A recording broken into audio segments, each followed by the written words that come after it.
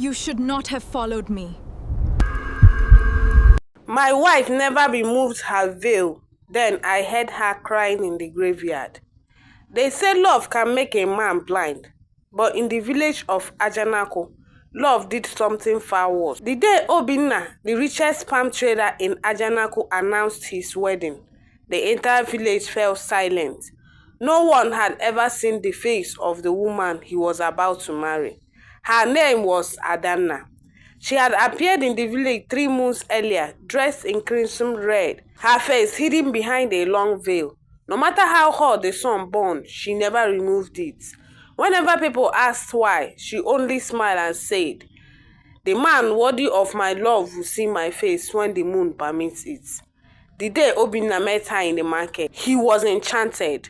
Her voice was soft as rain, her movements graceful as flowing water. Within weeks, he asked for her hand in marriage. The elders warned him, "A man who marries what he has not seen may invite what he cannot escape." But Obinna laughed. Love does not need eyes. And so the wedding was held beneath the old Udara tree. Drums thundered, women danced, palm wine flowed.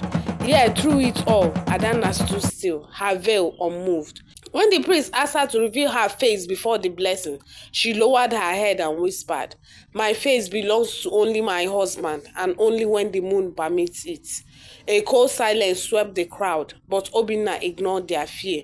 That night, he took her home. She was everything a man could desire: gentle, kind, devoted. Yet one thing never changed: the veil stayed on, always, even while she slept. Whenever Obinna asked, "Wife, when will I see your face?" she answered with one word: "Soon." Weeks passed, then one night, Obinna woke to the sound of crying, soft, painful. He reached beside him. The mat was empty. Adanna was gone. The compound door stood open. The crying drifted from outside. Heart pounding, he followed the sound through the sleeping village, past silent huts, past the market square, past the old Iroko tree, until he reached the graveyard. And there, beneath the pale moonlight, he froze. His bride was kneeling before a freshly dug grave. Her shoulders trembled as she wept.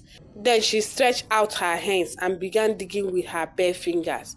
As Obinna stepped closer, she slowly turned, and beneath the veil came a voice no longer soft. It was deep, cold, filled with rage. "You should not have followed me." Blind desire can silence wisdom, and ignored warning often returns as regret. Subscribe for next episode and see what happens next.